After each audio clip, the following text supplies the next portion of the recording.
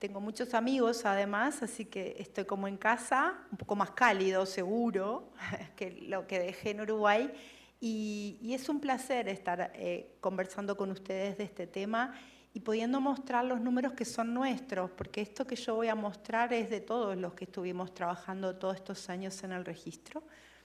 Y simplemente como anécdota, ahora te escuchaba hablar del DILI, la primera vez que tuve la oportunidad de ir al Americano de Hígado, la primera conferencia que entro, no tenía idea durante los 20 minutos que duró la conferencia lo que significaba el acrónimo DILI. Me pasé los 20 minutos tratando de identificar un acrónimo, que luego pasó a ser mi compañero. A veces las coincidencias son raras. La idea es mostrarles qué es lo que pasa en Latinoamérica con la hepatotoxicidad y primero definir un poquito qué tipos de hepatotoxicidad tenemos y cuáles son los que les voy a mostrar yo. Hay una forma intrínseca que todos la conocemos porque tiene que ver mucho con el acetaminofeno, donde la propia droga tiene un efecto directo. Todos sabemos que si tomamos una determinada cantidad va a suceder eso. Sabemos lo que va a pasar, completamente previsible, es dependiente de la dosis que nosotros tomemos.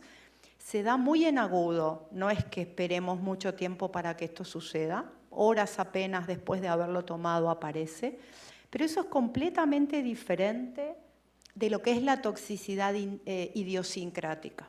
Esa idiosincrasia es la que vamos a discutir en un ratito. No sabemos a quién le va a pasar, no sabemos con qué dosis. Las latencias pueden variar desde días a meses, muchos meses, como vamos a ver con algunos fármacos, incluso más de un año o dos. Se presenta como quiere, la verdad, puede ser hepatocelular, puede ser colestásico, puede ser como quiera.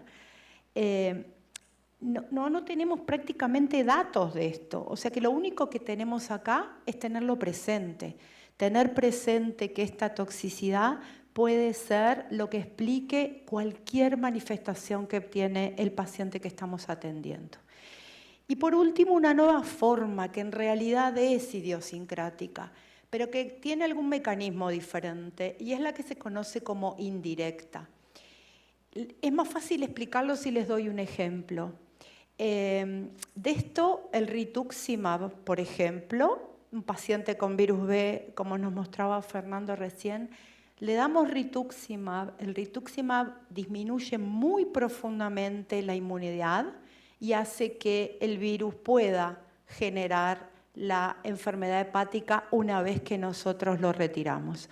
No es el ritu el que va a lastimar al hígado, sino indirectamente lo que él hace, que es además el mecanismo que nosotros buscamos, porque cuando tratamos con rituximab lo que pretendemos es bajar esa inmunidad. Lo mismo pasa con los immune checkpoint, los inmunadores del punto de control inmune, que lo vamos a ver cada vez más, porque se está utilizando mucho, su eficacia es altísima. Abren una caja de Pandora, lo que hacen es liberar todo el sistema inmunológico para que el sistema inmunológico atrate al tumor. Pero a la liberación de ese sistema inmunológico no se escapa el intestino, no se escapa el hígado, no se escapa la piel. Vamos a tener todos esos efectos secundarios. Y esa forma es indirecta. Es decir, no es el propio fármaco el que lastima, sino el mecanismo que el fármaco induce el que termina dando la toxicidad. Tiene múltiples caras, se los decía un poquito al principio. Podemos estar viendo un paciente con ictericia, un paciente que además de ictericia tiene todo el síndrome colangítico con fiebre y con dolor y que vamos a pensar, y está bien, en una obstrucción de la vía biliar, pero atrás de eso puede haber un fármaco. Puede haber esto más prurito o prurito aislado. Es muy frecuente esta manifestación en la toxicidad. Puede haber náuseas, vómitos, acompañando los síntomas anteriores o solos. Y puede ser un simple hallazgo de laboratorio. Y hoy por hoy esto lo vemos mucho porque, como sabemos que, por ejemplo, los inhibidores del punto de control inmune dan toxicidad, hay una pauta de seguimiento. Entonces es como que vemos el hallazgo de laboratorio y actuamos en consecuencia. Es bien distinto a ver un paciente que nos llega al consultorio porque altera las enzimas y yo no sé si es un virus, si es un autoinmune, si es una colangitis o hay un fármaco que empezó recientemente y está explicando todo. Y podemos también tener complicaciones de la hipertensión portal. Nos viene a consulta, hallazgo de varices en una endoscopía y obviamente la cirrosis es el primer planteo. Pero también la toxicidad puede dar esto. El oxaliplatino que se usa en el cáncer de colon tiene capacidad de lesionar la microvasculatura hepática y dar una hipertensión portal. El rituximab tiene posibilidades de que aparezca esto y no aparece enseguida, aparece meses después que el paciente completó la terapia. Por tanto, si no lo tenemos presente, vamos a errar en el diagnóstico de estos pacientes y no vamos a encontrar la verdadera causa. Ni que hablar que esta parte es más fácil. Cuando hay rash, cuando hay eosinofilia, todos pensamos en toxicidad. La forma de manifestarse se parece a todo, entonces sigue siendo algo que tenemos que descartar. Aunque pensemos en toxicidad, se parece a las demás enfermedades. Entonces sigue siendo un diagnóstico de descarte. Y podemos tener formas colestásicas, donde predomina la fosfatasa alcalina, con bilirrubina o sin bilirrubina. Podemos tener formas más necróticas, donde predominan las transaminasas, con bilirrubina o sin bilirrubina. Y fíjense que un fármaco puede ir para un lado o para el otro. O sea que tampoco a veces el patrón de presentación identifica. Yo lo que les muestro son todos casos del registro, no son inventados. O sea que podemos tener un patrón colestásico en un clavulánico o un patrón hepatocelular. El individuo decide cómo reacciona frente a esa droga. Y pasa lo mismo con otros fármacos. Acá tenemos el mismo ejemplo de dos patrones distintos, un mismo fármaco, dos individuos diferentes. Así que la presentación fenotípica es cualquier cosa. O lo tenemos siempre presente o es muy difícil diagnosticarlo. La incidencia es relativamente baja. Lo de relativo es porque si no hay una alta sospecha no lo vamos a encontrar. Van a ver que al igual que les voy a mostrar, los antibióticos son la primera causa, pero lo que estamos viendo últimamente es que están aumentando la toxicidad vinculada a la inmunoterapia. Esto y las hierbas, spoileando un poquito, es lo que más estamos viendo. Pero también sabemos que cada país y cada región tiene sus características, que está absolutamente infradiagnosticada, y más aún, está mucho menos reportada. Somos sumamente perezosos para reportar y esto hace que conozcamos poco de la enfermedad. Y en la literatura lo que vamos a ver es o lo más raro o lo que evoluciona mal, pero no vamos a ver lo de todos los días, que es lo que más nos sirve para poder tratar a nuestros pacientes. Antes de empezar el registro decidimos revisar qué había en la literatura. ¿Qué sabíamos de DILI en Latinoamérica que estuviera publicado? Y esto es lo que encontramos, 176 casos publicados, un poco más de 50 fármacos sospechosos y 3 países nomás que publicaban, Chile, Argentina y Colombia. El resto de Latinoamérica muy poquito representado. Y cuando miramos qué drogas, estaba la nimesulida, ciproterona, la nitrofurantoína, los antituberculosos y la flutamida. Van a ver que no tiene nada que ver con la vida real después de lo que nosotros estamos viendo. ¿Y por qué se publica esto? Porque como ven en las columnas de al lado, tienen mucha tendencia al fallo, a la muerte, a la insuficiencia hepática. Pero el DILI, no todo el DILI evoluciona a esto, por suerte es mucho menos. Entonces, ¿qué fue lo que empezamos a ver? Empezamos a trabajar, estos son los países que vienen trabajando y les voy a mostrar los datos después de 10 años. Hoy son casi 600, pero en el análisis hay 468 casos. La mayoría son mujeres, un promedio de edad de 50 años, tan bravo los 50 años, Fernando. Hay un cuarto de pacientes que están por arriba de los 65, los pacientes más difíciles de analizar porque en general tienen una polifarmacia.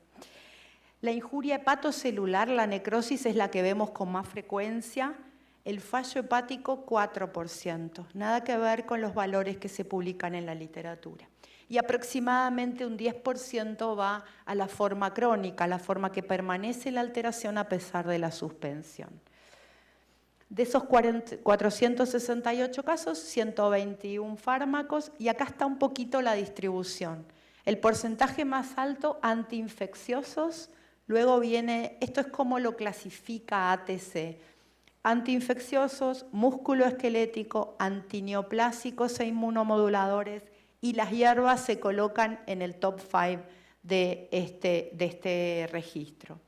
Cuando hablamos de los antiinfecciosos, el amoxidal clavulánico, sin lugar a dudas, en el top 1, en todos los registros, no solo en esto. Los antituberculosos, seguramente los más infrarreportados. Y la nitrofurantoína, que tiene una particularidad y tiene la capacidad de dar una forma muy, pero muy parecida a la enfermedad autoinmune, a la hepatitis autoinmune, y puede confundirse absolutamente. Cuando hablamos de los músculos esqueléticos, tenemos al diclofenac en primera línea, la nimesulida, que en algunos países fue retirada del mercado por lesión hepática, en otros persiste a dosis más bajas, y el ibuprofeno. Y cuando vamos a los antineoplásicos, al corte la más frecuente, la satioprina, que acá me gustaría contarles que en general esa satioprina que proviene de quienes hacen digestivo, quienes hacen enfermedad inflamatoria, probablemente por las dosis que utilizan, que son bastante más altas de las que utilizamos en hígado, y en general está arriba de 150 y con un patrón más colestásico que hepatocelular. Y el último, las hierbas, que cuando las miramos como grupo sube muchísimo y cada vez más. Las hierbas y los anabólicos, que este es un grupo aún más difícil de identificar porque la ilegalidad hace que el paciente no lo cuente. Casi que lo tenemos que obligar a que nos diga. Las hierbas están en todo el continente, lo vemos más en mujeres. El patrón sí es hepatocelular, tiene mucho más casos fatales que los fármacos y tiene mucho más reexposición. Obviamente no la indicamos, pero el paciente no nos cree que la hierba le pudo dar esto porque tiene todo una prensa de inofensiva que el paciente no acepta y se reexpone. Y los anabólicos, contarles que tiene un perfil bien distinto, prácticamente solo colestásico, bilirrubina muy pero muy alta, valores tan altos que una de sus complicaciones no es la falla hepática sino la renal, y tiene muy poquita alteración de las transaminasas. Un intensísimo prurito es la forma más clásica de presentación del anabólico. Veo mucha bili, poca FALC y un paciente relativamente joven, seguro que hay anabólicos si no lo está reconociendo. Y este es un caso que les traigo para mostrar cómo lo vemos. Esta es una mujer, 37 años, que comienza con astenia, coluria y prurito. Nada, no nos contaba ninguna historia relevante, no encontrábamos nada, y ella debuta con bilirrubina de 7, enzimas arriba de 2000, una ecografía abdominal normal, la serología de A, de E, de B, de C, toda negativa, y autoanticuerpos negativos e inmunoglobulina normal. Cuando comenzamos a ver qué podía estar tomando, no tomaba nada hasta que su esposo dice: ¿te acuerdas del colágeno que empezaste hace unas semanas? Cuando aparece el colágeno no era un colágeno común, era esos combos que nos venden ahora, que también tiene antioxidante y toda la cosa. Y fíjense que aparece el extracto de cúrcuma, que el extracto de cúrcuma da esta hepatitis, está claramente identificada, da el patrón hepatocelular, muchos la deben estar tomando por las caras que veo, y tiene descrito formas fulminantes. Entonces, los antibióticos encabezaron la lista. la combinación con clavulánico el más importante, las hierbas el segundo lugar y en alza. Los anabólicos responsables de un grupo muy importante y empezamos a ver algún cambio en la epidemiología, aparece la inmunoterapia, las hierbas van apareciendo cada vez más. Contarles que el registro, la verdad que es de todos, están invitados. El registro hoy está posicionado dentro de los registros del mundo. Tiene números propios, tenemos nuestras propias guías. Es un trabajo colaborativo que ha superado la década de continuar trabajando y eso es un logro, créanme. Reconoce a la hepatotoxicidad como un problema frecuente. Solamente como ejemplo, el registro uruguayo, que obviamente forma parte de esto, hoy es un nodo de farmacovigilancia. Hoy trabaja en conjunto con el Ministerio definiendo cosas. Nos sentamos a hablar de, sobre todo, los suplementos que cada vez traen más cosas y son muy difíciles de analizar. Y tiene repercusiones más allá de la hepatología. Todo esto que tiene que ver con salud pública también forma parte de las repercusiones que trae un registro y no termina, ¿sí? Tenemos muchas ideas más, pretendemos más cosas para el futuro, más allá de seguir juntando números y haciendo nuestra experiencia. Hay varias propuestas nuevas que tienen que ver con hierbas, que tienen que ver con compartir toda esta data de manera fácil y a un clic en la computadora. Y solo me resta invitarlos al próximo congreso en septiembre en Lima. Muchas gracias.